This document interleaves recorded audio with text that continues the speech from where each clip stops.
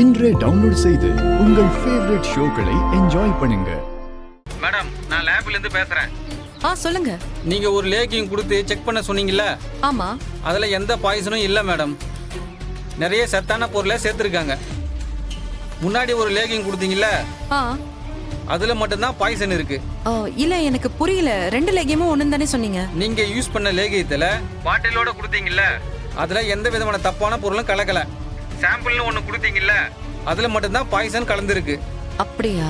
அப்போ யாரோ வேற நோக்கத்தோட பாய்சன் கலந்துருக்காங்க. கொஞ்சம் கேர்ஃபுல்லா பாத்துக்குங்க மேடம்.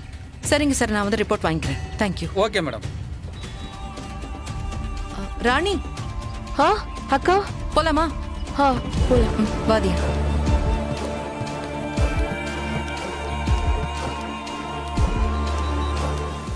சீக்கிரம் குடி தீபா. குடிக்கிறேம்மா. என்ன மகளிர் மாநாடுல என்ன தீர்மானம் எடுத்திருக்கீங்க மேடம்? விடுங்க, பரவாயில்ல. குடுங்க, நான் எடுத்துட்டு போறேன். குடுங்க. சரி. செல்லக்குட்டி, என்ன வாங்குனீங்க கடையில? ஒரு நிமிஷம். என்ன வாங்குனீங்க செல்லக்குட்டி? என்ன பொண்டாட்டிக்கு எப்படி சேவை பண்றான் பாரு. ச்சே, என் வயித்துல வந்து பிறந்திருக்கானே.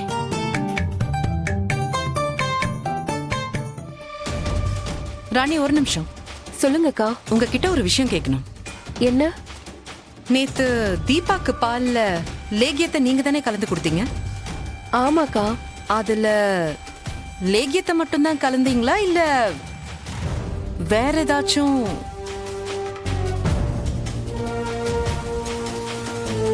இவங்களுக்கு சந்தேகம் வந்துருச்சே.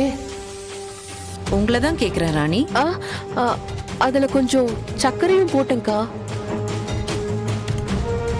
கீழே கொட்டினது அந்த பாலை தான். அதை எடுத்துட்டு போய் தானே நீங்க வெளியே கொட்டினீங்க? ஆமாக்கா. அப்போ அத குடிச்ச பூனை எப்படி செத்துச்சு? ஐயோ, பூனை பாலை குடிச்சு செத்து போகலக்கா. அது ஃபுட் பாய்சன்ல தான் செத்து போயிருக்கும். எலி மருந்து சாப்பிட்ட எலிய சாப்பிட்டுருக்கும் போல. அதான் அப்படி ஆயிருக்கும்னு நினைக்கிறேன்.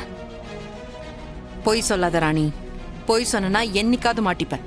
ஐயோ, சத்தியமாக்கா. நானே இந்த வீட்டுக்கு வந்து 4 நாள் தான் ஆகுது. அதுக்குள்ள என்ன சந்தேகப்படுறீங்க? நான் எந்த தப்பும் பண்ணலக்கா. உங்க அம்மா கொடுத்த லேகியத்தை பாலை கலந்துதான் தீபாக்கு கொடுத்த. அதுவும் அவங்க குடிக்கலக்கா, எல்லாம் கீழே கொட்டிருச்சு. நான் ஒரு அப்பாவி பொண்ணுக்கா.